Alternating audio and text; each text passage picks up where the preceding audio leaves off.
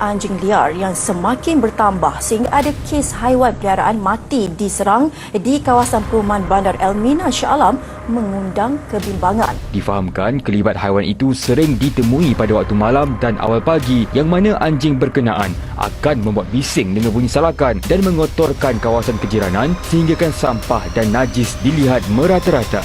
Lebih parah, anjing itu turut difahamkan mengancam keselamatan haiwan peliharaan penduduk. Praktis yang dilaksanakan oleh pihak berkuasa tempatan PBT adalah dengan melaksanakan operasi tangkapan anjing liar secara berkala, terutamanya di kawasan hotspot.